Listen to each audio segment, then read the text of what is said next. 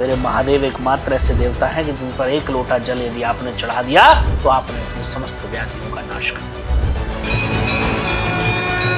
एकमात्र देवता हैं जिनको देवता तो पूजते ही हैं, असुर भी पूजते हैं। तवे गलज्जल प्रवह पविता स्थले गले अवलंब्य लंबित भुजंग तुंगमालिकं दमस्तमस्तमन्निनादवदमर्वायम्।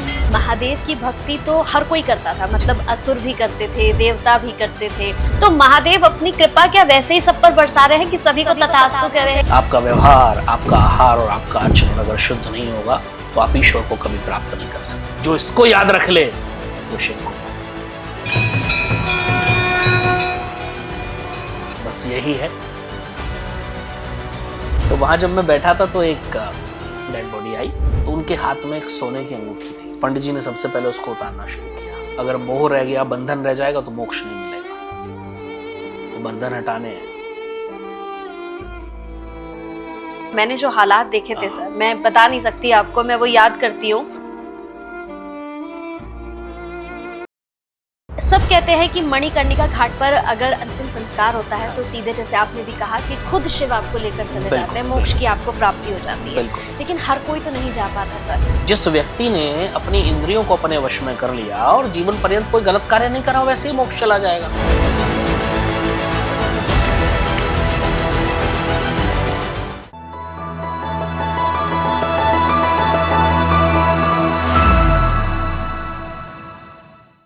हर हर महादेव। कैसे हैं आप सभी? बहुत बहुत स्वागत है आप सभी का इस पॉडकास्ट में। आज का पॉडकास्ट जो है ना, ये मतलब अब तक का सबसे अलग और सबसे डिफरेंट पॉडकास्ट होने वाला है। क्यों होने वाला है? क्योंकि आज हम जिस टॉपिक पर बात करने वाले हैं ना, इसका मैं काफ़ी लंबे समय से इंतज़ार कर रही थी कि मैं कब इस टॉपिक पर पॉडकास्ट करूँगी। दरअसल आज हम बात करेंगे महादेव की, यानी कि हम बात करेंगे सावन की।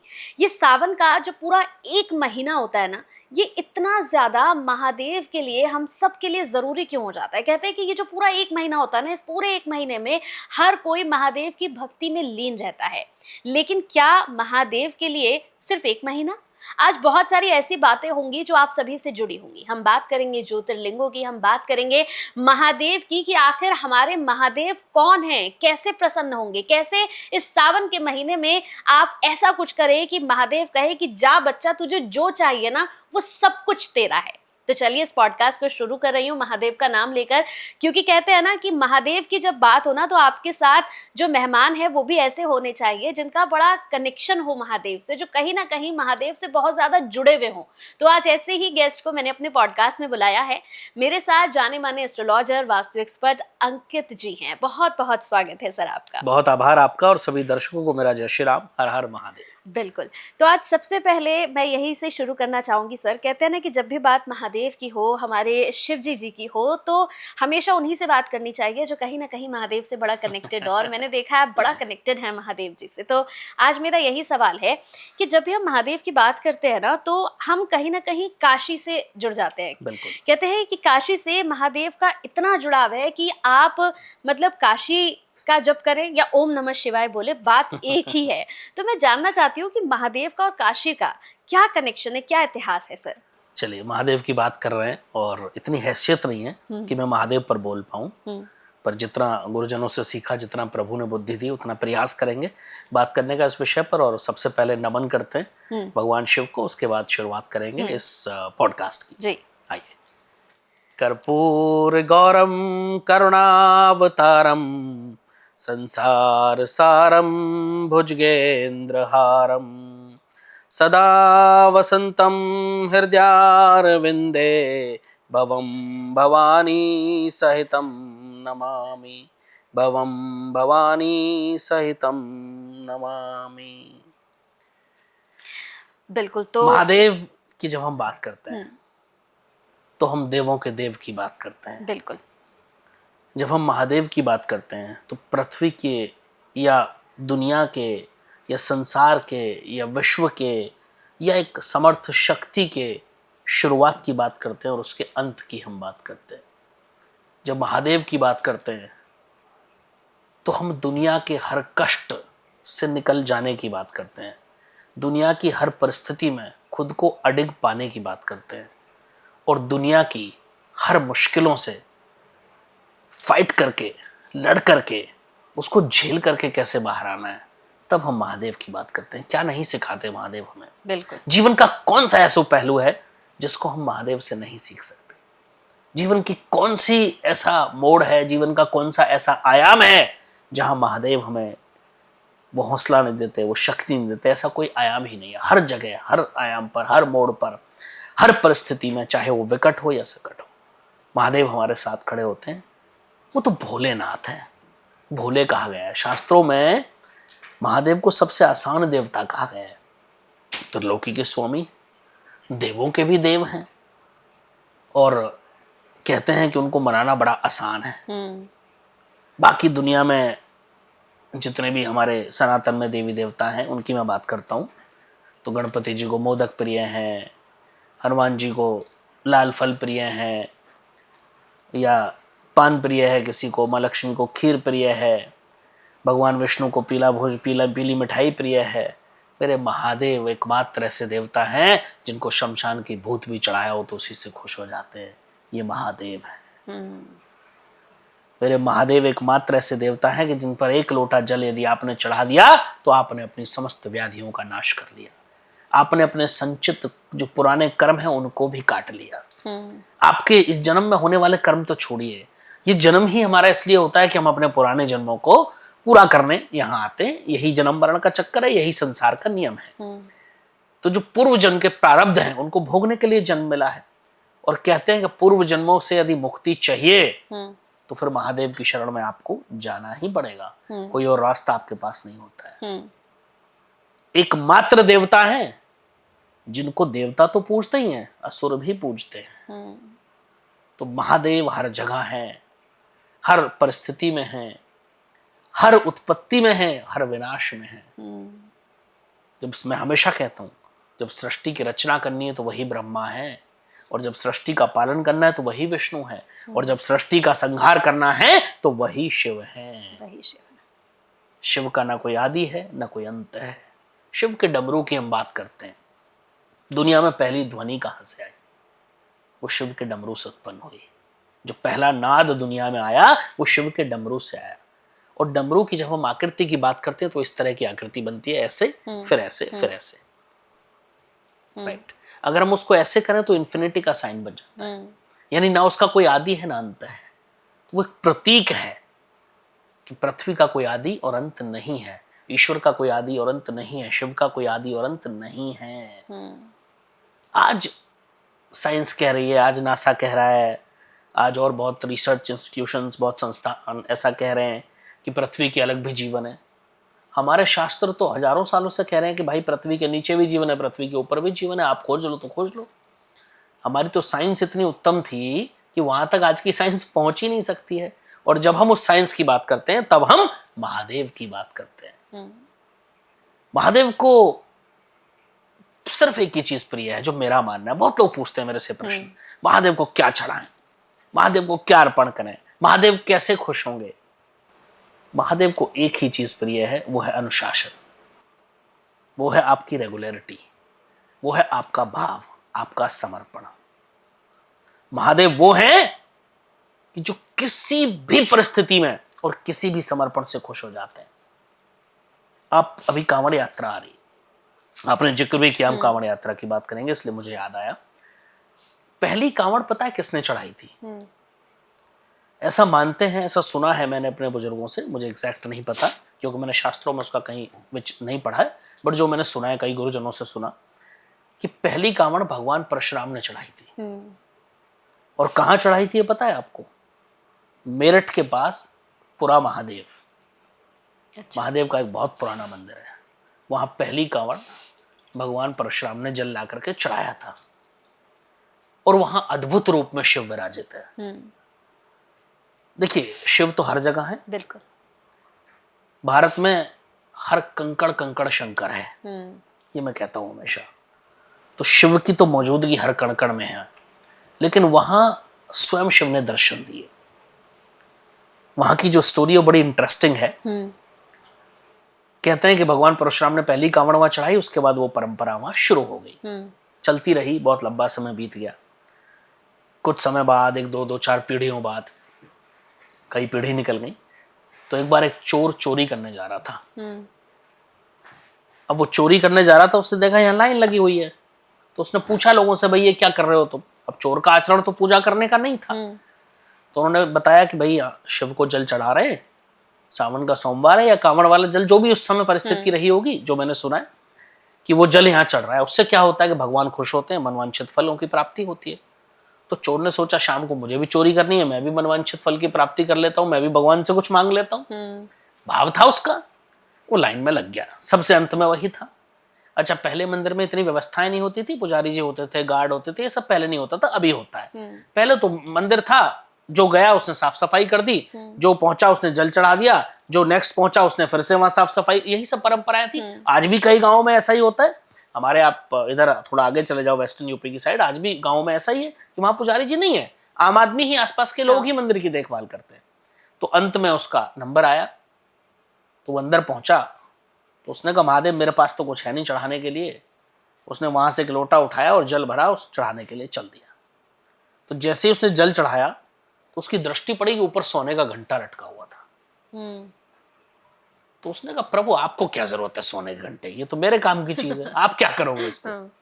तो उसने जल ना चढ़ा करके लोटा साइड रख दिया और वो खुद शिवलिंग के ऊपर चढ़ गया और वो घंटा उतारने लगा और भगवान प्रकट हो गए।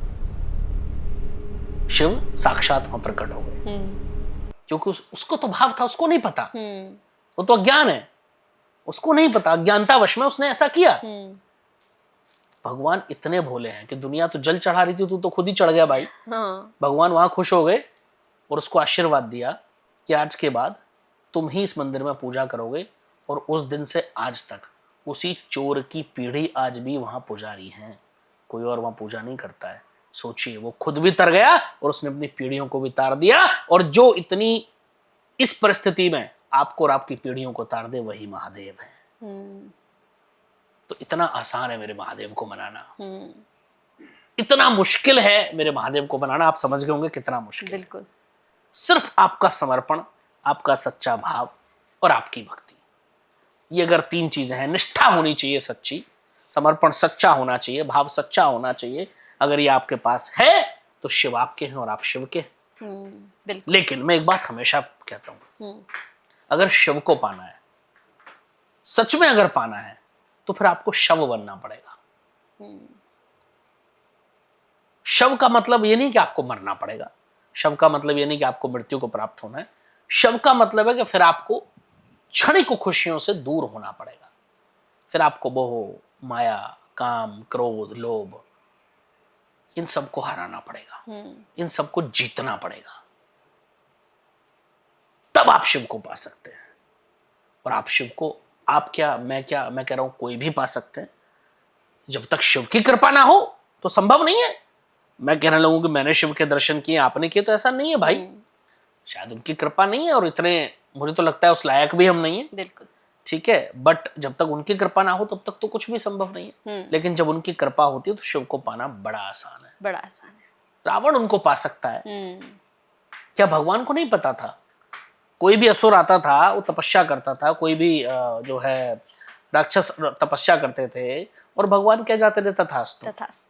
क्या उनको नहीं पता था कि इन शक्तियों का इस्तेमाल देवताओं के खिलाफ होगा, या प्रकृति के खिलाफ होगा, या संस्कृति के विरुद्ध होगा?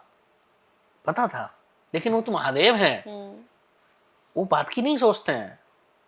उनको प्रसन्न आपने कर लिया तो आपको तथास्तु हो जाएगा, आपको आशीर्वाद मिल जाएगा, और आपका जीवन जीना सार्थक हो जाएगा। ऐसे मेरे महादेव हैं। बिल्कुल। अच्छा, आपने बताया और हमने हमेशा सुना है कि महादेव की भक्ति तो हर कोई करता था, मतलब असुर भी करते थे, देवता भी करते थे। यहाँ मेरा सवाल अब आपसे ये है कि अब हम देखते हैं कि दुनिया में सब कुछ जो है सर बहुत सरल तो है नहीं। सब कुछ बड़ा छल कपट सभी कुछ चल रहा है।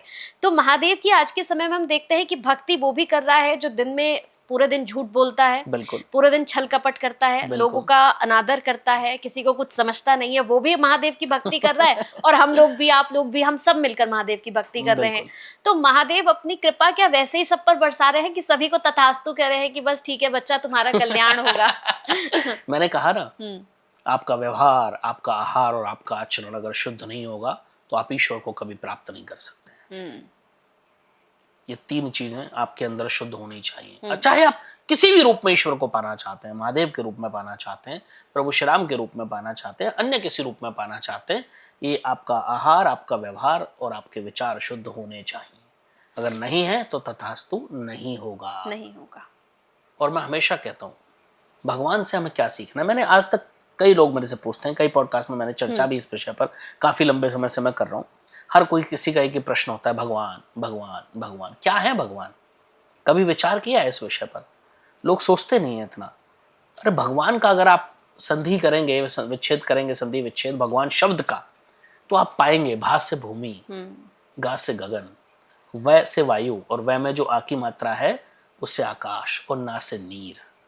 जो इन पंच तत्वों को अपने अंदर समाने की शक्ति रखता हो वही भगवान है। और आज हम चाहे ज्योतिष की बात करें, चाहे वास्तु की बात करें, चाहे अन्य किसी प्रारूप की बात करें, हमारी संस्कृति में सारी चीजें क्या है? केवल इन पंच तत्वों को बैलेंस करना ही तो है। वास्तु में हम क्या करते हैं? इन पंच तत्वों को ही बैलेंस करना है, वही वास्तु है। ज्योतिष में हम क्या करते हैं? आपकी कुंडली में इन पंच तत्वों के हिसाब से ही आपको ग्रहों को बैलेंस किया जाता है, वही ज्योतिष है। बस यही भगवान है, कुछ अलग नहीं है, कुछ न्यारा नहीं है, कुछ विपरीत नहीं है, कुछ ऐसा नहीं जो हमने नहीं देखा हो, नहीं सुना हो, ना पढ़ा हो, ना कहा हो, ऐसा कुछ नहीं है। वही ईश्वर है। आप उनको समझ लो, और जिस दिन आपने उनको समझ लिया वो ईश्वर आपके साथ हो लेंगे। ये कोई बहुत बड़ा विषय नहीं है। और कहते हैं पहले तो हमारे ऋषि मुनि हजारों हजारों साल तपस्या करते थे, तब जाकर के कहीं ईश्वर प्राप्ति होती थी। लेकिन कलयुग में तो कहा गया, कलयुग केवल नाम आधारा, सुमर सुमर नर उतर ही पारा। कलयुग में तो केवल भगवान का नाम ही आधार है। तो नाम तो ले सकते हो, चलते फिरते उठते बैठते, जितना समय मिले, जब मिले, नाम तो प्रभु का ले सकते हो। अगर वो भी ले लिया तो कलयुग में आपको भगवान मिल जाएंगे, ये डेफिनेट है। और ऐसे हजारों एग्जाम्पल मेरे पास हैं कि जिन्होंने साक्षात भगवान को महसूस किया है। ऐसे हजारों एग्जाम्पल, हजारों लोगों को मैं जानता हूँ। कई सारे संत ऐसे हैं जिन्होंने साक्षात ईश्वर को महसूस किया। मैंने तो कभी नहीं करा भाई, मैं बड़ा ईमानदारी से बता दूं, ठीक है। बट हाँ, ऐसे बहुत लोग हैं। शायद ईश्वर कृपा कभी हो, मुझ पर भी हो, आप सब पर भी हो। मैं तो चाहता हूँ सब लोगों को ईश्वर महसूस हो, लेकिन ऐसा मौका प्रभु ने इस लायक शायद अभी ना समझा हो। बट ये जरूरी है बहुत। और ईश्वर को महसूस अगर करना है तो ईश्वर में अटूट आस्था, अटूट विश्वास, अटूट श्रद्धा अगर नहीं है तो आप जीवन में महसूस नहीं कर पाएंगे। आज कई लोग मेरे से प्रश्न पूछते हैं, कई मैं सोशल मीडिया पर भी कई लोगों के प्रश्न देखता रहता हूँ। कई लोगों के प्रश्न आते हैं, आपने देखा है भगवान को? तो आपको कैसे पता है भगवान है? उन मूर्खों से पूछो, जब आप पैदा हुए थे ना, तो आपके पैदा होने से पहले आपकी माँ के स्तन में दूध की व्यवस्था जिसने कर दी, वो कोई तो है इस दुनिया में। बिल्कुल। आपके आने से पहले आपके भोजन की व्यवस्था कर दी थी उसने, तो वो कोई तो है इस दुनिया में। ऐसा नहीं है कि आप बिना किसी के चल रहे हैं। ये दुनिया चलाने वाला कोई तो मौजूद है भाई। बिल्कुल। आज भी और हमेशा बिना ईश्वर के तो दुनिया चल ही नहीं सकती। यही मैं कहता हूं, जिस दिन हमने समझ लिया उस दिन हम भगवान को समझ जाएंगे, उस दिन हम शिव को समझ जाएंगे, उस दिन हम महादेव को समझ जाएंगे। शिव तो हमें सिखाते हैं कि विषम परिस्थितियों में कैसे जीना है। आपके पास कुछ नहीं, शमशान से खराब जगह कौन सी होती है? कोई जाना चाहता है शमशान? लोग चाहते नहीं। मरने के बाद कुछ लोग साथ जाते हैं, मजबूरी में जाते हैं, वरना कोई नहीं चाहता। मेरे महादेव हैं जो वहीं निवास करते हैं। मेरे महादेव हैं जिनको शमशान की ओर आंख प्रिय है। मेरे महादेव हैं जो शमशान में भी शमशान वासी बन करके वहां उन लोगों को आवागमन के चक्कर से मुक्त कर देते हैं। मणिकर्णिका घाट की आपने बात करी थी, जब पॉडकास्ट की शुरुआत करी आपने जिक्र किया था। कहते हैं, एक छोटी सी कहानी याद आ रही है मुझे, कि एक बार काशी में कुछ लोग मृत्यु के उपरांत एक व्यक्ति को लेकर के शमशान की तरफ जा रहे थे, लेकिन दिन ढल चुका था। ऐसा मानते हैं, सनातन में ऐसी परंपरा है कि दिन ढलने के बाद अंतिम संस्कार नहीं किया जाता। लेकिन मणिकर्णिका घाट एकमात्र ऐसी जगह है जहां 24 घंटे कार्य होता है। क्यों है वो बता देता हूं। तो भगवान तो काशी की गली गली में, कण कण में विराजित हैं। तो काशी में भगवान विचरण कर रहे थे आम आदमी के वेश में। तो भगवान ने पूछ लिया कि भाई इस समय कहाँ लेकर के जा रहे हो? ये तो सूर्यास्त हो चुका है, अब तो अंतिम संस्कार नहीं होगा। तो कुछ लोगों ने कहा सूर्यास्त हर जगह होता है, मणिकर्णिका घाट में वहां तो खुद शिव विराजित है, वहां कभी सूर्यास्त नहीं होता, वहां हमेशा अंतिम संस्कार होता है 24 घंटे। तो वहां एकमात्र, तब आपने कहा ना कि क्यों मणिकर्णिका घाट की इतनी महिमा है, इसीलिए कहते हैं कि जिसका अंतिम संस्कार मणिकर्णिका घाट पर होता है वो आवागमन के चक्कर से, मृत्यु और जन्म के चक्कर से मुक्त हो जाता है, क्योंकि शिव उसको शिवलोक ले जाते हैं, शिव उसको अपनी शरण में ले लेते हैं। आपने जीवन भर कुछ भी किया हो, आपसे जाने अनजाने में कितनी गलतियां हुई हो, कितने पाप हुए हो, मैं कहता हूं अंत समय में शिव की शरण में चले जाना। अगर काशी विश्वनाथ में मृत्यु होगी तो आपको दोबारा इस मृत्यु लोक में नहीं आना पड़ेगा, ऐसे मेरे शिव हैं। मैं एक छोटी सी कहानी और बताऊंगा, और वो कहानी मेरे दिल के बड़े करीब है। वो कहानी नहीं है, वो मेरा अपना अनुभव है जो मैंने जिया है जी। एक बार मैं काशी गया था, पहली बार जब मैं गया तो मेरे गुरुजी उन्होंने कहा बेटा मणिकर्णिका घाट जरूर जाना। अब गुरु का आदेश था तो मैं टाल नहीं सकता था, गुरुजी ने कहा है तो जाना है। लेकिन मेरे मन में संशय था कि क्यों मुझे वहां शमशान में जाना है, बहुत पुरानी बात है। मतलब इन्होंने क्यों कहा कि मैं वहां जाऊं, वहां ऐसा क्या मिलेगा मुझे। मुझे बोलते कि वहां दर्शन करने जाना, काल भैरव जाना या कहीं और मंदिर में जाना तो समझ में आता है, लेकिन उन्होंने बोला कि बेटा आपको वहां जरूर जाना है और वहां बैठ के आना। मैंने कहा चलो चलते हैं। लेकिन कहते हैं ना गुरु की वाणी तो ईश्वर की वाणी होती है, और गुरु जो कहते हैं उस पर संशय नहीं करना चाहिए। ये मूर्खता थी मेरी उस समय, बचपन था, बहुत पुरानी बात है। तो मैं चला गया। अब मैं काशी के मणिकर्णिका घाट पर बैठा था, इतने में थोड़ी देर बाद वहां तो शव लगातार आते रहते हैं, तो मैं ऐसे ही महसूस कर रहा था। अच्छा, जब वहां बैठते हो तो आपको लगता है यही जीवन बेकार है, सब निरर्थक है, लेकिन इंसान आने के बाद फिर सब भूल जाता है, ठीक है। तो वहां जब मैं बैठा था तो एक डेड बॉडी आई, और वो डेड बॉडी किसी बहुत बड़े इंडस्ट्रियलिस्ट की थी। गाड़ियों का काफिला थोड़ा दूर रुक गया और बहुत अच्छे से वो डेड बॉडी उतरी, और मतलब पता चल रहा था कि किसी बहुत पैसे वाले आदमी की डेड बॉडी है। पंडित जी जो वहां अंतिम संस्कार कराते हैं वो आए, मैं वहीं पास में बैठा था, तो मैं खड़ा हो गया। तो उनके जो कफन वफन था वो सब हटाया पंडित जी ने, तो उनके हाथ में एक सोने की अंगूठी थी।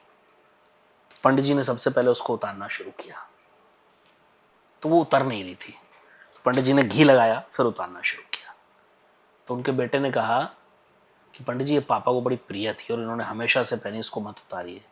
तो उन्होंने कहा नहीं बेटा, अगर मोह रह गया, बंधन रह जाएगा तो मोक्ष नहीं मिलेगा, तो बंधन हटाने हैं। तो उन्होंने वो अंगूठी उतारी। इतने में अंतिम संस्कार की तैयारी होनी शुरू हो गई। इससे हमें पता चलता है कि हम कुछ साथ नहीं लेकर के जाते हैं। उसके बाद अंतिम संस्कार की तैयारी हुई, तो उन्होंने पूछा क्या क्या है, कैसे है। तो जो वहाँ अंतिम संस्कार कराने वाले थे, जो कमेटी वाले थे, तो उन्होंने कहा कि कौन सा वाला कराना है, 5,000, 10,000, 15,000, 20,000, 25,000, 50,000, क्या अंतर। 5,000 में नॉर्मल लकड़ियाँ होंगी, 10,000 में उसमें कुछ आम की लकड़ी भी होंगी, कुछ चंदन की भी होंगी, 15,000 में और थोड़ी चंदन की लकड़ियाँ बढ़ जाएंगी, देसी की बहुत अच्छी क्वालिटी का होगा, 20,000 में थोड़ी और चंदन की लकड़ियाँ बढ़ जाएंगी, 50,000 रुपये में और बढ़ जाएंगी, लाख रुपए में प्योर चंदन की लकड़ी में हम अंतिम संस्कार करेंगे। तो मैंने एक चीज़ सीखी, मैंने कहा गुरुदेव ने सही कहा था कि बेटा वहाँ जरूर जाना। मुझे एक चीज़ समझ में आई कि आपने जीते जी कई हजार करोड़ की संपत्ति बनाई, मरने के बाद आपकी औकात क्या थी, 5,000 रुपये की। 5,000 रुपये में आपको आपका सौदा हो रहा था, ये आपकी औकात है मरने के बाद। और जो इसको याद रख ले वो शिव को पा लेता है। बस यही है शिव को पाने का एकमात्र तरीका। ये कहानी मैंने ऐसे ही नहीं सुनाई, और ये कहानी नहीं, मेरा अनुभव है, मैंने बताया, मैंने खुद महसूस किया है। तो जिस दिन हमें समझ में आ गया कि हमारी हैसियत सिर्फ इतनी सी है, उस दिन हम इन सब चक्रों से मुक्त हो जाते हैं, और उस दिन हम महादेव के हो जाते हैं और महादेव हमारे हो जाते हैं। ये हो जाओ, ये अपने इस बंधनों से खुद को मुक्त कर लो, महादेव आपको मिल जाएंगे, ये निश्चित है। बिल्कुल। बड़ी अच्छी आपने जो आप emotional हो एग्जाम्पल, गए। हाँ मैं क्योंकि मैंने ना मतलब मैं आपसे, जब कोरोना का समय चल रहा जी था जी। तो उस समय मैं खुद वहां पर गई और मैंने जो हालात देखे थे सर, मैं बता नहीं सकती आपको, मैं वो याद करती हूँ। विकट परिस्थिति थी। मतलब मैं सिर्फ ये देख रही थी कि एक बॉडी के ऊपर, लेकिन सब लोग वही जाना चाहते थे। मैं, सवाल भी है इसमें मेरा कि मैं वो भीड़ वहां पर देख रही थी कि एक डेड बॉडी के ऊपर दूसरी डेड बॉडी थी, दूसरे के ऊपर तीसरी डेड बॉडी थी, लेकिन होड़ लग रही थी कि यहीं पर अंतिम संस्कार करना है। मेरा अब यहाँ पर एक सवाल भी है आपसे कि सब कहते हैं कि मणिकर्णिका घाट पर अगर अंतिम संस्कार होता है हाँ। तो सीधे, जैसे आपने भी कहा, कि खुद शिव आपको लेकर चले बिल्कुल, जाते हैं, मोक्ष बिल्कुल। की आपको प्राप्ति हो जाती है। बिल्कुल। लेकिन हर कोई तो नहीं जा पाता सर, हर हाँ। कोई नहीं जा सकता वहां पर। अब लोगों का सवाल है कि हर कोई जा नहीं सकता है, कैपेबल भी नहीं है सभी बिल्कुल। लोग कि वहां पर जाकर करें, सत्य है। तो क्या उन्हें मोक्ष की प्राप्ति नहीं नहीं, होगी? ऐसा नहीं है। मोक्ष क्या है? मोक्ष को कैसे प्राप्त किया जा सकता है? जिस व्यक्ति ने अपनी इंद्रियों को अपने वश में कर लिया और जीवन पर्यंत कोई गलत कार्य नहीं करा, वैसे ही मोक्ष चला जाएगा। जरूरी थोड़ी है आप मणिकर्णिका घाट जाकर के ही मोक्ष जाओगे। वो तो शास्त्रों में वर्णन है और लोग जाते हैं, और मैं बड़ा सम्मान करता हूँ लोगों की भावनाओं का, मैं उस चीज को मानता हूं। लेकिन आप जीते, मैंने कहा ना, अपना आहार, अपना व्यवहार और अपने विचार शुद्ध कर लो, आप जीते जी मोक्ष की प्राप्ति कर जाओगे। आपको मरने का भी इंतजार नहीं करना पड़ेगा भाई। न लोगों का आहार शुद्ध है, न विचार शुद्ध है, न व्यवहार शुद्ध है। बिल्कुल। और ये तीन ही चीजें हैं जो व्यक्ति को पूरा उसके आचरण को डिसाइड करती हैं। आप जैसा आहार लेते हैं, जैसा खाओगे अन्न, वैसा होगा मन। आपके विचार जैसे होते हैं वैसे आप कर्म करते हैं, और आपका व्यवहार जैसा होता है दुनिया आपको वैसे ही व्यवहार से देखती है। तो ये तीनों चीजें जिसने साध ली वो जीते जी मोक्ष की प्राप्ति कर जाता है, मरने की आवश्यकता ही नहीं। मैं तो कहता हूँ इतना छोटा सा काम कर लो भाई, इतना कर लो, मोक्ष मिल जाएगा। बिल्कुल बिल्कुल। जब अब काशी की बात हो ही रही है सर, तो कहते हैं ना, जैसे अभी आपने भी जितनी बार भी नाम लिया, आपने कहा काशी विश्वनाथ, काशी विश्वनाथ। तो अब मैं आपसे जानना चाहती हूँ कि ये विश्वनाथ का इतिहास क्या है, क्योंकि जब भी हम नाम लेते हैं और जितनी भी बार आपने नाम लिया, आपने कहा काशी विश्वनाथ, तो ये काशी के साथ विश्वनाथ जो ये नाम जुड़ा हुआ है, इसका क्या इतिहास है? विश्वनाथ क्या है? विश्व क्या है? विश्व मतलब संसार, ये पूरा संपूर्ण विश्व। नाथ माने स्वामी, संपूर्ण संसार के स्वामी को ही विश्वनाथ कहते हैं। और वो कौन है? वो मेरे भोले हैं, वो मेरे महादेव है। वही तो संपूर्ण संसार के स्वामी हैं, और कौन है? एक काशी की, जब कहते हैं जब काशी को बसाया प्रभु ने, तो अपने त्रिशूल की नोक पर बसाया था। इसलिए आज भी कहा जाता है कि जब दुनिया का अंत हो जाएगा तब भी काशी का अंत नहीं होगा, क्योंकि प्रभु अपने त्रिशूल पर उसको साधे हुए हैं। वो काशी है। इसलिए कहते हैं कि काशी के कण कण में महादेव है, काशी की हवा में महादेव है, काशी के हर एटमॉस्फेयर में महादेव है। वह महादेव के बिना काशी अधूरी है। और इसीलिए काशी को इतना पवित्र कहा गया। शास्त्रों में तो काशी का वर्णन कई जगह मिलता है। शहर में अगर किसी का वर्णन मिलता है तो काशी का मिलता है। आज तो वाराणसी कहते हैं, पहले तो काशी कहा जाता था, आज भी लोग काशी के नाम से जानते हैं। तो काशी का वर्णन मिलता है शास्त्रों में। बाकी किसी शहर का वर्णन ज्यादा शास्त्रों में नहीं है, लेकिन काशी का तो अनंत वर्णन पुराणों में मिलता है। काशी की तो महिमा अनंत है। और विश्वनाथ तो संपूर्ण संसार के स्वामी है, देवताओं के भी देव हैं। देखिए अंतर है देवता और भगवान में। देवता कौन है? सूर्य देवता, चंद्रमा देवता, पृथ्वी देवता, वायु देवता, ये सब देवता है। लेकिन भगवान कौन है? भगवान शिव है। वो स्वयं ईश्वर है, वो परम ब्रह्म है। उनसे ऊपर ना कुछ था, ना है, ना होगा। वो सबको साधे हुए हैं। वो हमें सिखाते हैं जीवन कैसे जीना है। आज के बच्चे जो मैनेजमेंट की पढ़ाई करते हैं, या छोड़िए वो तो सीख ही सकते हैं, एक आम आदमी जो अपना जीवन जीता है, उसकी जीवन में हर तरह की परिस्थितियां आती हैं। विकट भी, सकट भी, विषम भी, अच्छी भी, हर तरह की परिस्थितियों से जूझता है और इंसान डगमगा जाता है। एक इंसान को भी 2 कदम पे कठिनाई आ जाए तो वो डगमगा जाएगा, फिर अच्छा हो जाए तो बहुत खुश हो जाता है। अरे इन सब चीजों को एक साथ समेट करके जो सहज रहे, वही तो महादेव है। आप इमेजिन कीजिए उस चीज को, सोचिए मेरे महादेव कैसे हैं। वो अपने सर पर चंद्रमा को स्थान दिया। चंद्रमा क्या है? अमृत है। और कंठ में हलाल विष है। सोचिए, विष को और अमृत को एक साथ अगर कोई सहेज सकता है तो मेरे महादेव है। जटाओं से मां गंगा बह रही है, लेकिन तीसरे नेत्र में प्रचंड ज्वाला है। ज्वाला को और पानी को दोनों को साथ रख पा रहे वो मेरे महादेव हैं। गले में कौन है? वासुकी जी महाराज हैं, सर्प हैं, विषधर हैं। लेकिन वहीं उनके जो पुत्र हैं गणेश जी, उनका वाहन कौन है? चूहा। दोनों में कोई सहजता हो सकती है? कभी नहीं, लेकिन दोनों साथ रहते हैं। जो इनको साध ले वही मेरे महादेव हैं। और सुनिए, उनके जो दूसरे पुत्र हैं कार्तिकेय, उनका वाहन क्या है? मोर। और मोर और सर्प की अनंत दुश्मनी है, लेकिन वो दोनों वहां साथ रहते हैं। जो उनको साध ले यही मेरे महादेव हैं। तो मैं कहता हूं ना, विषम से विषम परिस्थिति में भी यदि आपको जीना है तो महादेव से सीखो कि उन्होंने कैसे सहेजा हुआ है। महादेव केवल एक नाम नहीं है, महादेव केवल एक चित्र नहीं है, महादेव एक पिक्चर नहीं है। महादेव जीवन जीने की उस कला का नाम है, जो अगर कोई जी ले तो वो फिर शिव हो जाता है। लेकिन वो संभव नहीं है, वो संभव नहीं है, क्योंकि शिव तो शिव है। तो सहेजना सीखो अपने अंदर। कितनी सारी विकट परिस्थितियां, जब समुद्र मंथन हुआ तो एक तरफ अमृत निकला, सबको अमृत चाहिए था, लेकिन विष तो किसी को पीना था। तो जो हलाहल विष था उसको पीने के लिए कौन आगे आया? महादेव। और महादेव ने वो विष अपने कंठ में विराजित कर लिया, उधर तक नहीं जाने दिया, उधर तक नहीं गया, वो कंठ में विराजित था, इसलिए वो नीलकंठ कहलाए। उनका कंठ जो है वो विष से नीला पड़ गया, इसलिए नीलकंठ कहलाए। तो जो विकट परिस्थितियों में भी समाधान ढूंढ ले वो मेरे महादेव है। सोचो कितनी विषम परिस्थिति रही हो, और ऐसी परिस्थिति हम सबके जीवन में आती है।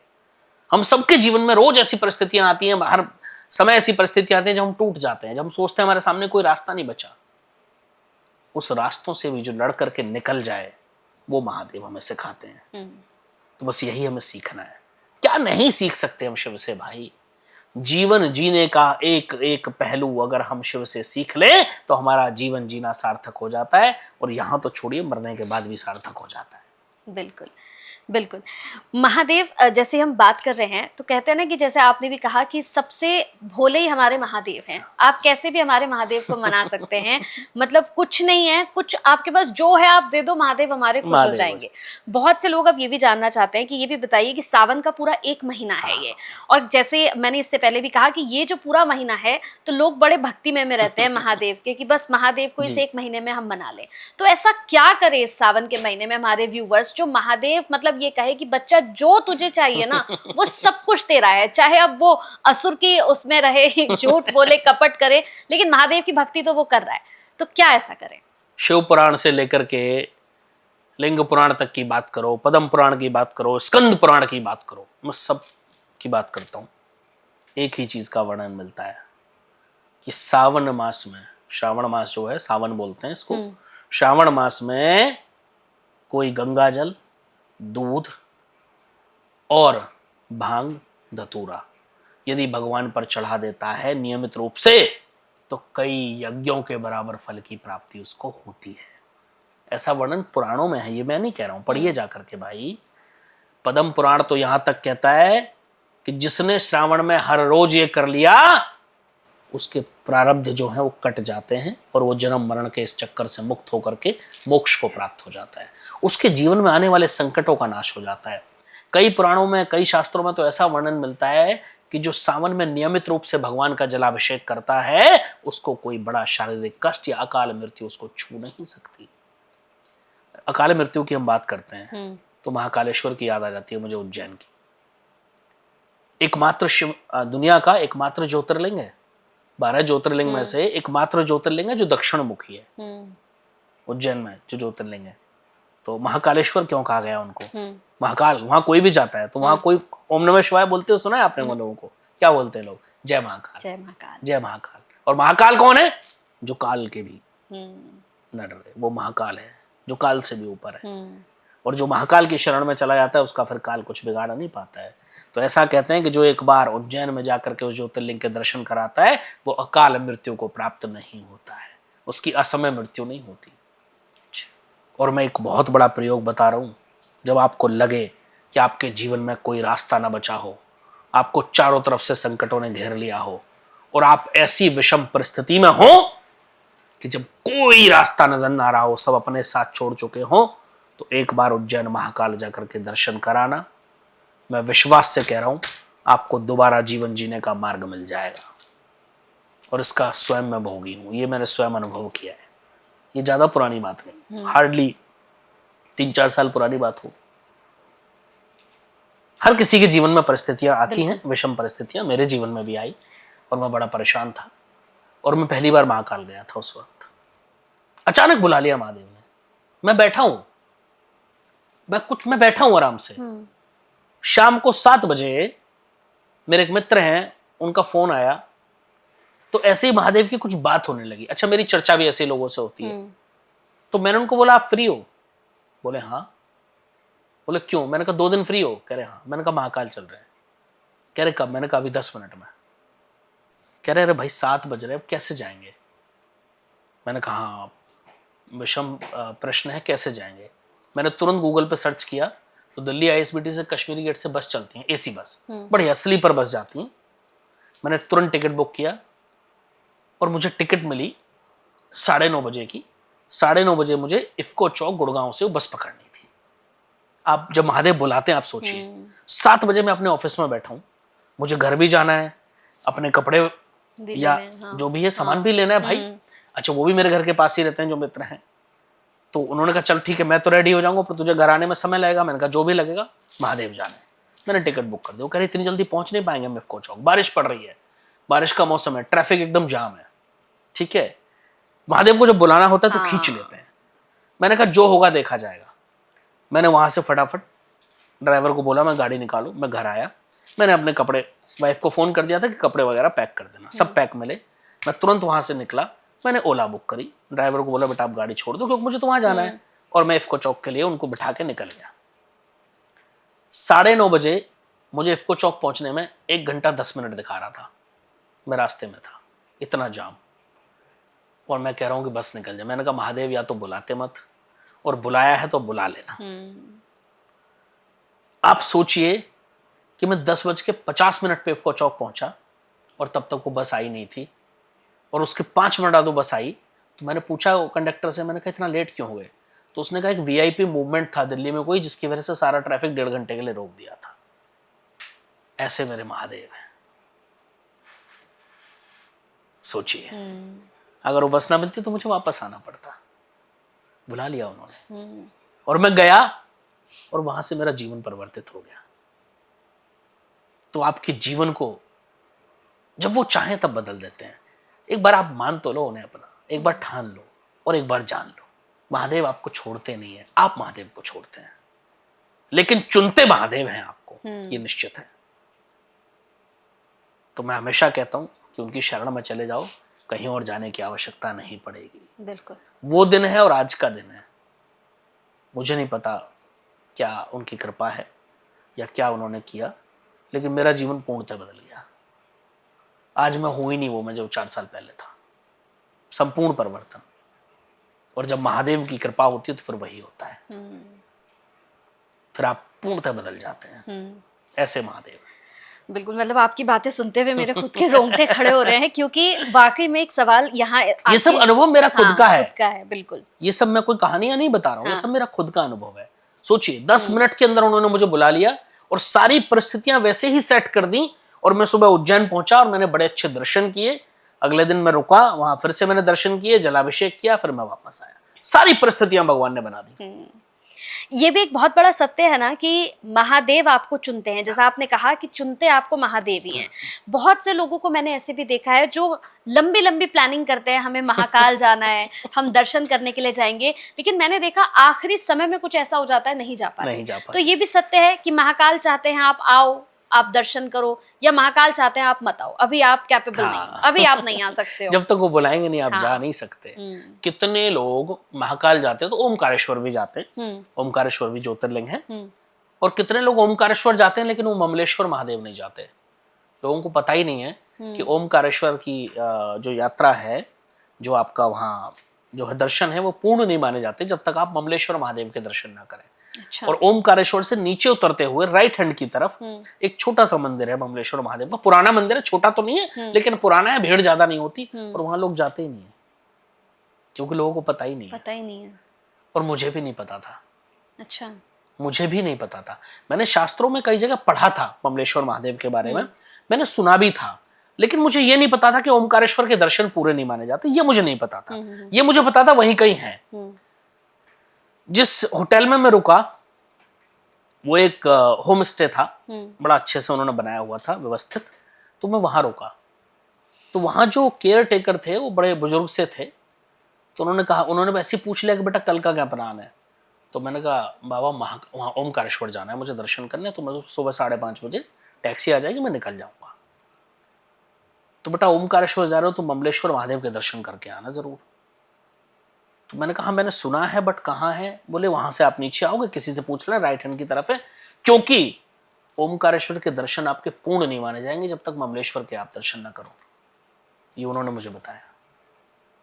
तो मैंने कहा ना, महादेव जब बुलाते हैं, जब चुनते, उन्होंने खुद ऐसी परिस्थितियां बना दी तो मुझे खुद ही पता चल गया। और फिर मैं ममलेश्वर महादेव गया, वहां भी मैंने जल जो है चढ़ाया, और वहां तो बड़े अच्छे से मेरे दर्शन हुए। मैंने खुद से अपने हाथों से जल चढ़ाया वहाँ, तो महादेव की ऐसी कृपा रही। अच्छा, जब हम ज्योतिर्लिंगों की, जैसे अभी हमने बात की है, 12 ज्योतिर्लिंग है, मैं आपसे जानना चाहती हूँ बस इतना सा कि ज्योतिर्लिंगों की महत्वता क्या है? क्योंकि कहते हैं ना कि ज्योतिर्लिंगों की अगर आप दर्शन कर लो तो साक्षात महादेव के आपने दर्शन कर लिए हैं। सत्य है, ये सत्य है। देखिए ज्योतिर्लिंग की क्या महत्व है ये तो दुनिया जानती है। वहां साक्षात शिव निवास करते हैं, वहां स्वयं भगवान खुद निवास करते हैं। हर ज्योतिर्लिंग में आप कहीं भी चले जाओ, आप सोमनाथ की बात करो, आप महाकालेश्वर की बात करो, ओमकारेश्वर की बात करो, आप त्र्यंबकेश्वर की बात करो, आप जहां की भी बात करो, वहां स्वयं शिव निवास करते हैं। आप बद्रीनाथ की बात करो, ठीक है। लेकिन मैं एक बात पूछता हूं लोगों से, ये लोगों के विवेक पर मैं छोड़ता हूं, और ये मेरा सवाल भी है, सोचना है इस विषय को। लोग केदारनाथ जाते हैं और लोग चढ़ाई नहीं कर पाते, तो किससे चढ़ाई करते हैं? जो खच्चर होते हैं जो, या जो पशुओं पर बैठ करके चढ़ाई करते हैं। और मैं कभी गया नहीं केदारनाथ, जाने की बड़ी इच्छा है, बाबा पता नहीं कब बुलाएंगे। बट जितना मैंने देखा है यूट्यूब पर, वीडियोस में, न्यूज़ में, जितना भी मैं देखता हूँ कि कई परिस्थितियों में तो बेचारे पशु जो हैं वो चल नहीं पा रहे होते, उनको मार मार के चलाया जा रहा होता है, क्योंकि जो पशुओं का पालक है उसको भी अपना खर्चा निकालना है भाई। मैं एक बात पूछता हूँ, वो पशुपतिनाथ है जहां आप जा रहे हो, वो पशुपतिनाथ है, और आप उन पशुओं को कष्ट दे करके जा रहे हो, और फिर आपको लग रहा है आपको महादेव मिलेंगे वहां। अरे किस मूर्खता में जी रहे हो भाई, किस विडंबना में जी रहे हो। जीवन में नहीं मिलेंगे। अगर आप किसी भी पशु को किसी भी रूप में कहीं भी कभी भी कुछ भी कष्ट दे रहे हैं तो आप जीवन में शिव को प्राप्त नहीं कर सकते हैं। वो स्वयं पशुपतिनाथ है। तो जब आप कहीं भी जाते हो, आपको इन सब चीज़ों, ये मैंने एक छोटी सी कहानी बताई, हर जगह की नहीं बता सकता, समय की अल्पता है, लेकिन मैं एक बात जरूर कहूँगा, आप कहीं भी जाते हो तो आपको ये सोचना है कि आप जो कार्य कर रहे हो क्या वो सही है। बिल्कुल। आप जो तरीके आपके हैं क्या वो सही हैं? नहीं। अगर ये आपने नहीं सोचा है तो फिर आपका जाना व्यर्थ है। यात्रा का मतलब आज की डेट में लोगों ने मनोरंजन बना लिया, पिकनिक बना लिया भाई। लोग जब मन करेगा मुंह उठा के चल देंगे, जाएंगे, जैसे मन करेगा वैसे जाएंगे, खाएंगे पिएंगे, ऐश करेंगे। ये नहीं है यात्रा। नहीं, बिल्कुल। ये धार्मिक यात्रा नहीं है, पिकनिक है। धार्मिक यात्रा का एक महत्व मैं बताता हूँ। अगर आपको वास्तव में धार्मिक यात्रा करनी है, आप ज्योतिर्लिंग छोड़िए, कहीं भी जा रहे हो और आप चाहते हो कि महादेव आपको मिले, तो आज मैं एक बहुत बड़ा सीक्रेट बता रहा हूं, या कहीं भी जा रहे हो भगवान आपको मिले, या उस यात्रा का फल आपको मिले, तो उसका बहुत बड़ा सीक्रेट बता के जा रहा हूं मैं आज आपको। कहीं भी आप जाओ, सबसे पहले तो आपका आहार बहुत शुद्ध। कुछ दिन पहले से आप अपने आहार को संतुलित कर लो। इनफैक्ट मैं तो कहता हूं प्याज लहसुन भी छोड़ दो, क्योंकि तामसिक होता है। और जाओ तो आपका भाव फिर सच्चा हो, फिर दुनिया की व्याधियों को छोड़ के जाओ। कई लोग जा रहे हैं वहां भी मंदिर की लाइन में, महाकाल में, उज्जैन में, मैंने देखा है लोगों को, लोग लाइन में लगे हुए हैं और फोन आ रहे हैं, बिजनेस की बातें चल रही है। ये बिजनेस डील बाहर करके आओ ना भाई, थोड़ा सा समय लगना है। अगर यहां भी तुम इस मोह से मुक्त नहीं हो सकते हो तो फिर कैसे ईश्वर की प्राप्ति होगी? बिल्कुल होगी नहीं। दूसरा, जब आप वहां जाते हो तो वहां एक दिन का विश्राम जरूर करो। तीसरा, अगर हो सके तो जिस दिन आप वहां विश्राम कर रहे हो, आप उस दिन उपवास करो। उसको तीर्थ उपवास बोलते हैं। कहते हैं तीर्थ उपवास अगर आप करते हैं तो बाकी जितने उपवास या व्रत होते हैं उससे कई गुना ज्यादा फल की प्राप्ति होती है उस उपवास की। और आप वास्तव में फिर उस तीर्थ यात्रा से कुछ लेकर के आते हो, और वो यात्रा तभी तीर्थ यात्रा कहलाती है। जब आप जाओ तो अपनी उपस्थिति में दर्ज कराओ, प्रभु मैं आया हूं या आई हूं मैं आपकी शरण में। और जब वापस आओ तो बोल करके आओ कि प्रभु आपने बुलाया, उसके लिए धन्यवाद। आपके दर्शन हो गए, मेरा जीवन सफल हो गया। अब मैं निकलना है, मजबूरी है, बाकी आप ध्यान रखना। मैं विश्वास के साथ कह रहा हूं, मैं गारंटी के साथ कह रहा हूं, आपकी यात्रा असल में धार्मिक यात्रा बनेगी। बिल्कुल। वो फिर पिकनिक की यात्रा नहीं होगी, नहीं होगी। वो ट्रेवलिंग नहीं होगी। अच्छा, एक और सवाल। जब हम बात कर ही रहे हैं, अब जी। मैंने बहुत देखा है सर कि जब हम दर्शन करने के लिए जाते हैं जी। तो 2 तरीके की लाइनें लगती है जी। वहां पर। अब आप समझ गए होंगे मैं क्या पूछने वाली हूँ। VIP line. वीआईपी लाइन हम देखते हैं हर जगह पर, वीआईपी लाइन है।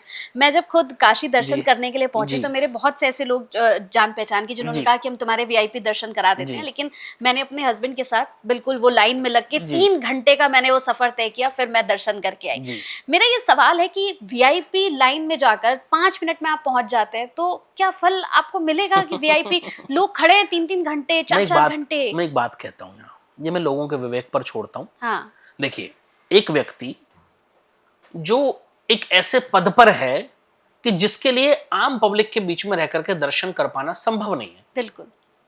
वो वीआईपी दर्शन करे तो समझ में आता है। फॉर एग्जाम्पल, हमारे मुख्यमंत्री जी जाएं, हाँ, बिल्कुल। अब वो बिना सिक्योरिटी के 3 घंटे लाइन में नहीं लग सकते। नहीं लग सकते। और अगर वो लाइन में लगेंगे, सिक्योरिटी रहेगी, तो बाकी लोगों को बहुत प्रॉब्लम हो जाएगी। बिल्कुल, बिल्कुल। प्रधानमंत्री जी जाएं, गृह मंत्री जी जाएं, या कोई और अन्य किसी बड़े पोस्ट पर बैठा व्यक्ति जाए, तो समझ में आता है कि भाई आम लोग उसको घेर लेंगे, असुविधा होगी लोगों को भी और उस व्यक्ति को भी। लेकिन जिस व्यक्ति को, जिसका कोई इतना बड़ा ओहदा नहीं है, कोई इतना बड़ा कोई पद नहीं है, और वो फिर जाके वीआईपी दर्शन कर रहा है, फिर आपको लग रहा है ईश्वर मिलेंगे। वीआईपी हो गए आप अपने घर के। भगवान के यहाँ कोई वीआईपी नहीं है। बिल्कुल सही। उनसे बड़ा वीआईपी कोई हो सकता है जहां आप जा रहे हो? हैं? उनसे बड़ा वीआईपी कौन है भाई? कोई नहीं। कोई मिट्टी है आप, मिट्टी है आप, और अंत में वहीं जाना है, ध्यान रखना। तो इस मिट्टी को वीआईपी मत समझो। ये शरीर क्या है? तो मिट्टी है, नश्वर है, पता नहीं कब मिट्टी हो जाएगा, कब पंचतत्व में विलीन हो जाएगा। हमें पता है हम कब तक बैठे हैं, आपको पता है, किसी को नहीं पता कब ये शरीर पंचतत्व में विलीन हो जाना है, खत्म हो जानी है कहानी। तो इस मिट्टी को वीआईपी समझने की गलती जो लोग करते हैं, ये मूर्खता करते हैं। अच्छा, महाकाल की बात करता हूँ, वहां भी एक आम लाइन होती है, एक वीआईपी लाइन होती है। अच्छा, वहां वीआईपी लाइन वो नहीं है कि वो वीआईपी लोगों के लिए, वहां वो है कि जिन लोगों के पास समय की अल्पता है, वो एक वीआईपी काउंटर से पर्ची मिलती है। आई थिंक कितने की मिलती है मुझे याद भी नहीं है, ठीक है, 4 नंबर के गेट पे शायद मिलती है, जहां तक मुझे याद है। तो वो एक 150 रुपए की जहां तक है। वो इसलिए है कि जैसे कुछ लोग हैं, वृद्ध हैं, वो नहीं लग सकते। अभी मैं जब लास्ट टाइम गया तो मैंने वीआईपी पर्ची ली, मैं बता रहा हूँ खुद ही क्यों नहीं, क्योंकि मेरे साथ 2 लोग ऐसे थे जो बहुत लंबे समय तक खड़े नहीं हो सकते। उनको, एक को तो उनको हार्ट की प्रॉब्लम है और दूसरे को पैरों में दिक्कत थी, लेकिन उनका बड़ा मन था तो मैं अपने साथ उनको ले गया था। तो मैंने वीआईपी पर्ची से दर्शन किए, लेकिन उससे भी हमें करीब आधा पौना घंटा लगा, क्योंकि उसमें भी करीब 100 लोग थे लाइन में, और जो आम लाइन थी उसमें 3-4 घंटे लग रहे थे। उससे पहले मैंने कई बार आम लाइन में लग करके भी दर्शन किए। तो वो व्यवस्था है। तो व्यवस्था और वीआईपी में अंतर है। कुछ लोग ये भी सवाल उठाते हैं जी मंदिरों को पैसे की क्या जरूरत है, ये तो पैसा कमाने का धंधा है, जरिया है। भाई इतनी व्यवस्था है, इतनी सिक्योरिटी, कैमरे, मंदिर की कमेटी, अगर पैसा नहीं होगा तो कहां से चलेगी, कहां से चलेगा सब? तो ये तो आवश्यकता है, इसको मैं खराब नहीं मानता। लेकिन हाँ, मैं ये कहता हूं कि वीआईपी दर्शन की व्यवस्था शायद नहीं होनी चाहिए, जैसा मुझे लगता है, जितना मेरा मानना है। हाँ, व्यवस्था के तरीके से अगर आप कर रहे हो, जैसे कोई वृद्ध है, आप उसके लिए अलग लाइन बनाओ, या कोई महिला है जो एक्सपेक्टिंग मदर है, आप उनके लिए अलग लाइन बनाओ, कोई बीमार है उसके लिए अलग लाइन बनाओ, कोई विकलांग है उसके लिए अलग लाइन बनाओ, फिजिकली डिसेबल्ड है, तो वो समझ में आता है। लेकिन जो आदमी स्वस्थ है उसके लिए शायद अलग लाइन की व्यवस्था नहीं होनी चाहिए। तो अगर वीआईपी काउंटर का भी वहां सवाल है, वीआईपी लाइन का सवाल है, तो मैं कहता हूं उन्हीं लोगों के लिए होना चाहिए जो वास्तव में नीडी है। वो हर किसी के लिए नहीं होना चाहिए। ये थोड़ा सा मैं इसके विपरीत। अच्छा, सावन का चूंकि महीना, और ऐसे में कुछ ही दिनों में हम देखेंगे कि कांवड़ यात्रा की भी शुरुआत सावन शुरू हो रहा है। 30 जुलाई से 28 अगस्त तक सावन चलेगा। हाँ, और इस बार सबसे अच्छी बात है कि 4 सोमवार भी हमें 4 सोमवार पड़ रहे हैं, और बीच में 17 जो है अगस्त को नाग पंचमी है, और उस दिन सोमवार है। नाग पंचमी और सावन का सोमवार एक साथ पड़े, ऐसा बड़ा कम होता है। तो ये बड़ा संयोग है कि नाग पंचमी भी है और सावन का सोमवार भी है। हाँ, एक बात और बता दूं दर्शकों को, इस नाग पंचमी नाग को दूध मत पिलाना। अच्छा, ये गलती करते हैं बहुत लोग, ये समझा के जा रहा हूं भाई। ये मैंने कहा ना, वो पशुपतिनाथ है, वो उन सांपों के भी देवता हैं। वासुकी जी महाराज उनके गले में, जो नागों के देवता है, वो विराजमान है। आपको पता है साइंटिफिकली या किसी अच्छे वेट से आप पूछना, जो वेट होते हैं, डॉक्टर्स होते हैं पशुओं के, सांप को दूध डाइजेस्ट नहीं होता। आप उसको दूध पिलाओ, उसके फेफड़े खराब हो जाते हैं, कुछ दिन में मर जाता है। अच्छा, और हम तो देखते हैं नाग पंचमी में सभी यही। इस नाग पंचमी का महा उपाय बता के जा रहा हूँ, हाँ। आपका जीवन संवर जाएगा।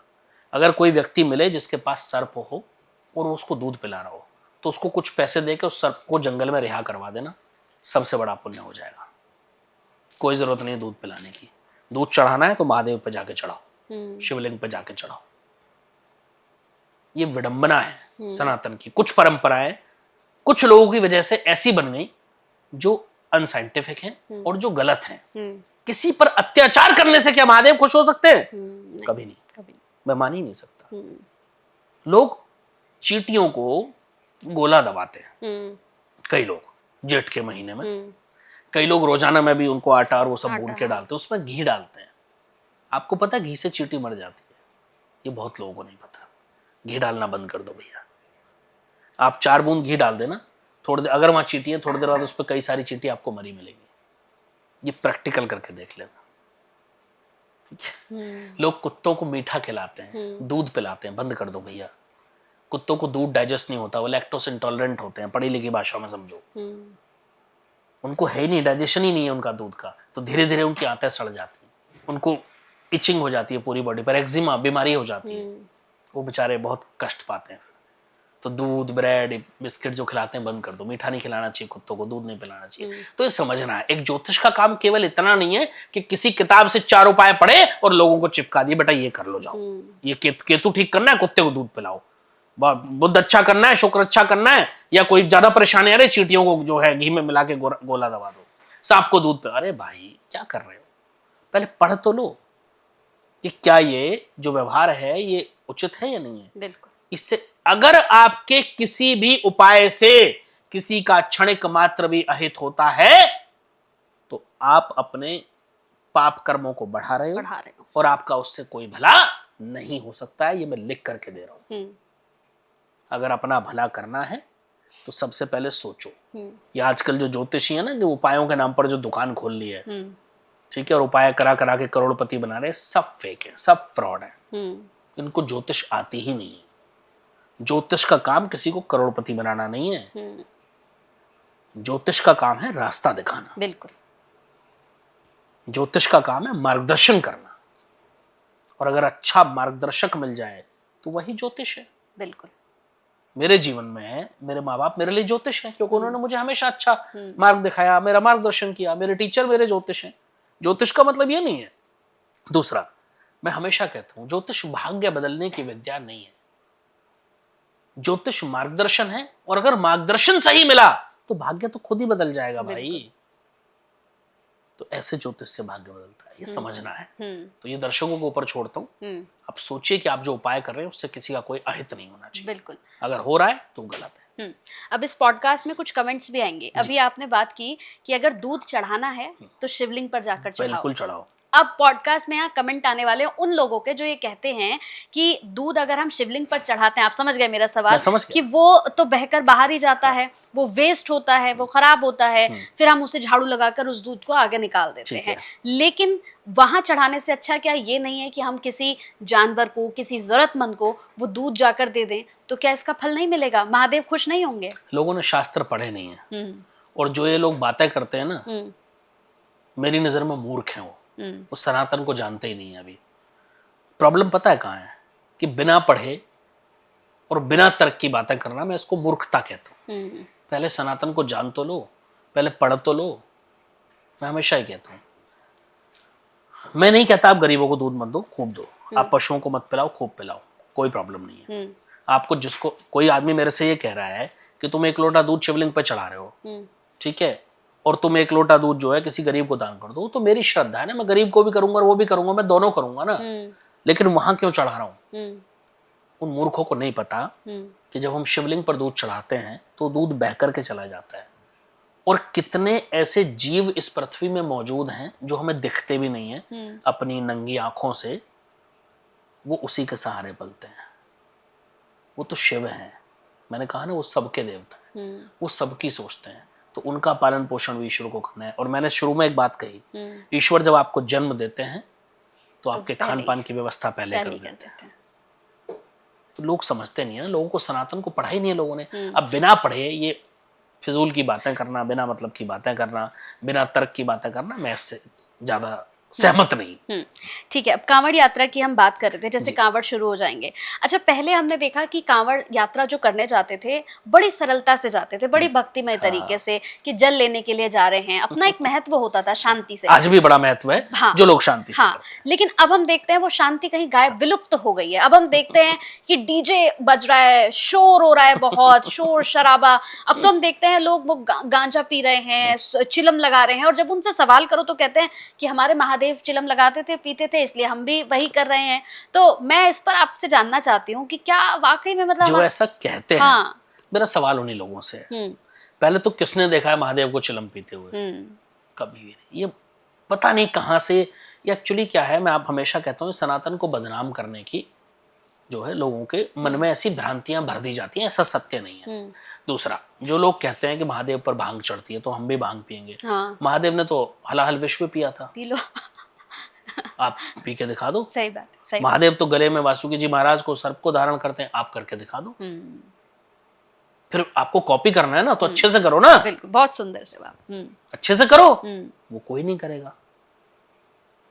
महादेव तो तांडव भी करते हैं, फिर वो करो, है आपके बस में? नहीं है।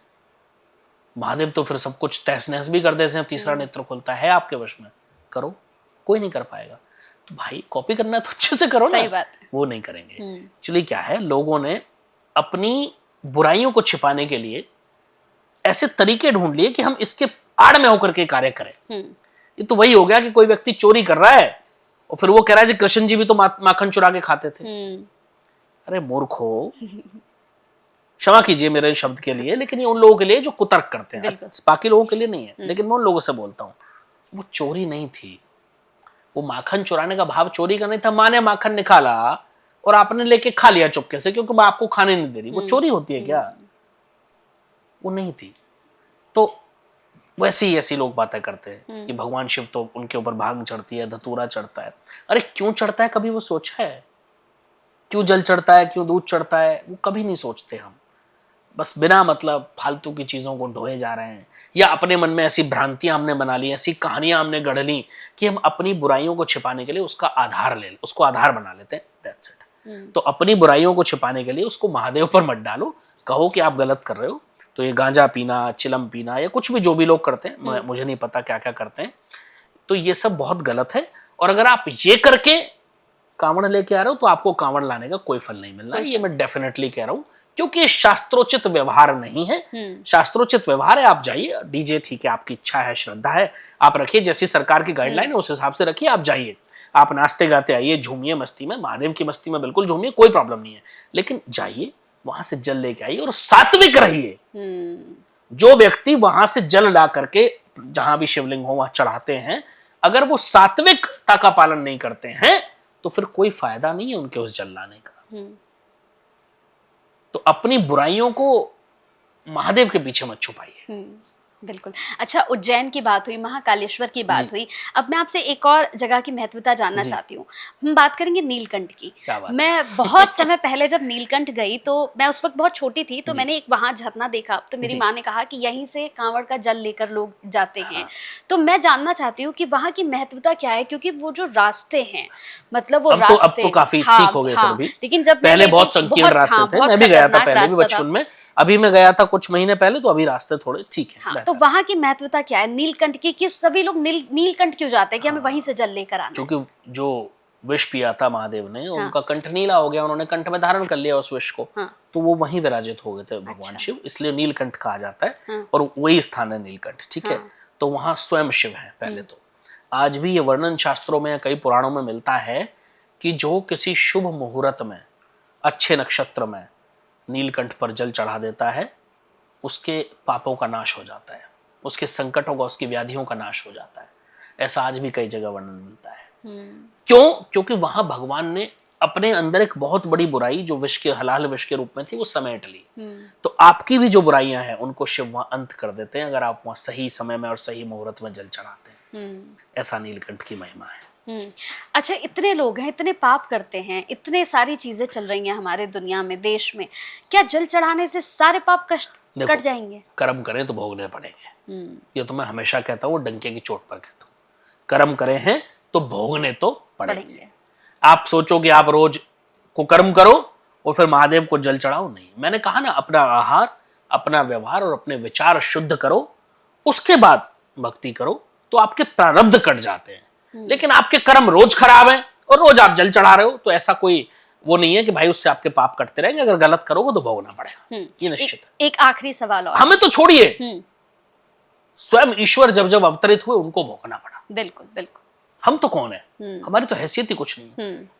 जब भगवान कृष्ण 14 साल बाद माँ देवकी से मिले और वासुदेव जी से मिले, तो माँ देवकी ने कहा कि बेटा तू तो भगवान था, तू चाहता तो तू तो सब मुझे उसी दिन यहाँ जेल वेल सब तोड़ सकता था, कंस को मार सकता था जब पैदा हुआ था, तो 14 साल क्यों लगे? तो कृष्ण जी का जवाब क्या था कि माँ पिछले जन्म का भूल गई, जब 14 वर्ष का वनवास मुझे दिया था। तो जो भगवान उस कर्मों के बंधन से मुक्त नहीं होते हैं, स्वयं ईश्वर, तो वो हमें सिखाते हैं। वो हो सकते हैं, वो तो ईश्वर है, लेकिन वो हमें सिखाते हैं कि कर्मों के बंधन से मुक्त नहीं हुआ जा सकता है, कर्म तो भोगना ही पड़ेगा। भगवान कृष्ण को जब तीर लगा, जिस शिकारी ने वो तीर मारा था, वो कौन था?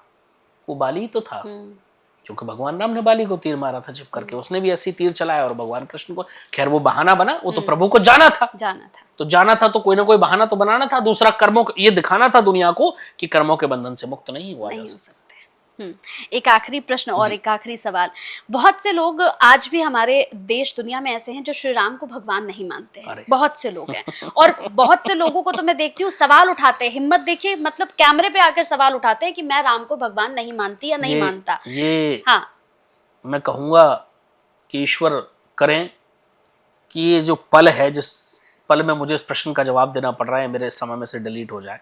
ये इतना खराब, शायद मैं इसको, आपका प्रश्न खराब नहीं, लेकिन जो लोग ऐसा कहते हैं, खुद महादेव भगवान राम की भक्ति करते हैं, बिल्कुल, और राम महादेव की भक्ति करते हैं, दोनों। राम, देखिए, कुछ लोग कहते हैं जब राम नहीं थे तब भगवान कहाँ थे? राम एक तत्व है, शिव एक तत्व है, तो हम उस तत्व को जानना होता है हमें। तो राम तत्व तब भी था जब भगवान राम का जन्म नहीं हुआ था। दशरथ जी भी प्रभु श्री राम की भक्ति करते थे, उनके पिताजी भी प्रभु श्री राम की भक्ति करते थे, क्योंकि राम तत्व तो तब भी था। स्वयं भगवान शिव राम के इतने अनन्य भक्त हैं, वो स्वयं प्रभु को आराध्य मानते हैं और राम शिव को आराध्य मानते हैं। सनातन की खूबसूरती है, आप देखिए सनातन कितना खूबसूरत है। माँ सती के सती होने के पीछे कई कहानियां प्रचलित हैं। एक छोटी सी कहानी जो मेरे गुरुजी ने मुझे सुनाई थी कि एक बार माँ सती ने सोचा कि मैं भगवान श्री राम को वन में जो है देखूं कि ये क्या, मतलब कैसे कर रहे हैं, क्यों है, क्या है, या प्रभु जो है इनको स्वयं भोले जो है वो इतना क्यों मानते हैं, क्यों वो राम राम करते हैं। तो माँ ने सीता का रूप धरा और वन में चली गई, माँ सती ने, और वो राम से मिली। तो जैसे ही वो राम के करीब पहुंची तो राम ने तुरंत पहचान लिया, राम तो राम है। तो राम ने कहा, माते मैं आपको प्रणाम करता हूं, आप क्यों अकेली इस वन में भ्रमण कर रही हैं, भगवान भोले कहाँ हैं आज? तो माँ सती चुपचाप वहां से चली गई। उन्होंने शिव को कुछ नहीं बताया, शिव तो त्रिलोकी के नाथ हैं, तो सारी सृष्टि के रचयिता हैं, उनको तो सब पता चल गया। उन्होंने कहा माँ सती से कि आज के बाद मैं आपको आप में अपनी पत्नी नहीं देख पाऊंगा, क्योंकि आप कुछ पल के लिए सीता के रूप में थी जो प्रभु श्री राम की पत्नी है। तो आज के बाद मैं आपको अपनी पत्नी आप में नहीं देख पाऊंगा, इसलिए सती को सती होना पड़ा। अच्छा, वो शिव है कि आपने कुछ समय के लिए ही सही, लेकिन माँ सीता का रूप धारण किया, तो आप राम की पत्नी के रूप में थी, तो मैं आपके अंदर अपनी पत्नी नहीं देख सकता। वो शिव है। शिव वो हैं जो भगवान की दर्शन करने के लिए स्वयं अयोध्या जाते हैं। जब भगवान का जन्म हुआ, शिव जो है थोड़े से बड़े हुए, प्रभु श्री राम और लक्ष्मण दोनों भाई, तो भगवान शिव माँ पार्वती से कहते हैं कि मुझे राम के दर्शन करने जाना है और मेरा तो मन कर रहा है मैं वहीं बस जाऊं, क्योंकि राम बड़े हो रहे हैं तो मुझे उनकी लीलाएं देखनी है। तो माँ कहती है लेकिन नहीं, मैं तो अकेली नहीं रहूंगी यहाँ, तो आप ऐसे मुझे छोड़ के तो जा नहीं सकते। तो कहते हैं ठीक है, मैं यहाँ ही रहूंगा सशरीर, लेकिन एक रुद्र के रूप में मैं वहां उपस्थित रहूंगा। वो रुद्र हनुमान जी हैं जिनको 11वां रुद्रावतार कहा गया। तो उन्होंने एक रुद्र, एक वानर रूप में अपने जो है 11वें रुद्र की जो उत्पत्ति हुई, और वहां से भगवान शिव अयोध्या चले गए। अयोध्या गए तो भगवान मदारी बन के गए। देखिए, राम के दर्शन करने के लिए कितने ललायत हैं शिव। वो मदारी बन के गए, और हनुमान जी वानर थे तो बंदर बन गए। माँ पार्वती को बोल के गए कि मैं दर्शन करके वापस आ जाऊंगा, और हनुमान जी मेरे रुद्र के रूप में वहां भगवान की लीलाओं को देखेंगे। अब चले गए दोनों, वहां जाके डमरू बजाना शुरू किया मदारी ने, और बंदर ने नाचना शुरू किया। कभी ऐसे कूद रहे, कभी ऐसे कूद रहे। इमेजिन कीजिए, वो अपने मन में सोचिए उस जो है कैसा रहा होगा वो चित्रण। अब दोनों भाई अंदर से व्याकुल हैं, क्योंकि दोनों राम को शिव के दर्शन करने हैं। वो तो समझ गए, बच्चे हैं। तो माँ से कह रहे हैं माँ हमें खेल देखना है मदारी का। तो माँ कह रही नहीं नहीं नहीं, चोट लग जाएगी, मदारी है, बाहर भीड़ बहुत है। इतने में थोड़ी देर बाद एक दासी आती है महल की, जो महल में काम करती थी। हमेशा दासियां होती थी पहले राजमहल में। तो वो कहती हैं माँ से, कौशल्या माँ से, कि मैं बच्चों को बाहर जाके खेल दिखा लाती हूँ, मैं अपना हाथ पकड़ के ले जाऊँ। तो उन्होंने कहा ठीक है, ध्यान रखना। तो वो दासी ले जाती है और उनको वहां खेल दिखाती है। बहुत बड़ी कहानी है, शॉर्ट में इसको समेट रहा हूँ। वो खेल देख के बच्चे अपने अंदर चले जाते हैं, हनुमान जी वहीं रह जाते हैं, क्योंकि राम जिद करते हैं कि मुझे वानर चाहिए। राम को तो सब पता है। शिव अपना कैलाश चले जाते हैं। तो कैलाश जाकर के माँ पार्वती पूछती हैं कि हो गए राम के दर्शन? कि हाँ, बहुत अच्छे दर्शन हो गए, आप भी चलती तो बड़े अच्छे दर्शन होते। तो माँ कहती है वो दासी कौन थी? तो सोचिए कितने ललायत हैं शिव भगवान के दर्शन करने के लिए। तो वो शिव हैं। तो जो ये कहते हैं, मुझे नहीं पता लोग क्या सोच के कहते हैं, जिस राम को तत्व को स्वयं शिव भी मानते हैं, और जिस शिव तत्व को स्वयं राम मानते हैं, वो ईश्वर है। बिल्कुल। तो ये तो सोचने का विषय ही नहीं है। लंका पर चढ़ाई करने से पहले भगवान शिव की पूजा राम करते हैं। राम अजान बाहु हैं। अजान बाहु का मतलब जानते हैं आप? जिनके हाथ घुटनों से नीचे तक आते हैं उनको अजान बाहु बोलते हैं। तो राम अजान बाहु, उनके हाथ उनके घुटनों से नीचे तक आते हैं। तो राम ने बड़े बड़े हाथों से शिवलिंग तैयार किया बालू से। और वहां पूजा कराने कौन आया था ये पता है आपको? रावण। कैसे आया? जब वहां जामवंत जी थे, सबसे सीनियर है जामवंत जी इस पूरी कहानी में। रामचरितमानस में कितनी सुंदर वर्णन है। इस कथा को मैं पढ़ता हूं तो आज भी मैं भाव विभोर हो जाता हूं। तो जामवंत जी सबसे सीनियर है। अच्छा, जो रावण है वो राक्षस प्रवृत्ति से है, लेकिन वो अगस्त मुनि का नाती है, तो अच्छे कुल में जन्मा है। और मैं तो एक बात हमेशा कहता हूं कि वो रावण था, उसने भी मर्यादा रखी। आज के तो हर आदमी रावण बना घूम रहा है, रावण से भी बड़ा रावण बना घूम रहा है। कितनी आज हम खबरें पढ़ते हैं, छोटी छोटी बच्चियों के साथ दुर्व्यवहार, लोगों के अंदर, मतलब अंदर ही रावण है। मुझे तो ऐसा लगता है भाई, वो तो रावण फिर भी मर्यादित था। तो जब रावण को पता चलता है जामवंत जी आ रहे हैं, अच्छा जामवंत जी अगस्त मुनि के जो है मित्र भी हैं और सबसे सीनियर भी हैं, बुजुर्ग हैं। तो रावण कहता है कि जामवंत जी आ रहे हैं और कोई भी उनसे प्रश्न ना करे। तो सब सतर्क हो जाते हैं। जैसे ही जामवंत जी आते हैं तो रावण खुद दरवाजे पर आता है और प्रणाम करता है कि मैं अगस्त मुनि का नाती रावण आपको प्रणाम करता हूं। कैसे आना हुआ प्रभु? तो बैठते हैं, बात होती है। तो वो कहते हैं आज मैं एक विशेष प्रयोजन के लिए आपके पास आया हूं रावण। कहते हैं बताइए मैं क्या कर सकता हूं आपके लिए प्रभुवर? कि मेरे दो जातक हैं और उनको एक वो करानी है, पूजा करानी है, और वो चाहते हैं कि एक ऐसा ब्राह्मण उनकी पूजा करे जो वैष्णव तो हो लेकिन शैव भी हो। शैव माने जो शिव को मानने वाला हो। और मुझे लगता है कि आप ही ऐसे ब्राह्मण हो। तो क्या आप उस जो है यज्ञ के उस साक्षी बनेंगे? आप उसमें आचार्य बनेंगे? तो रावण का प्रश्न सुनिए।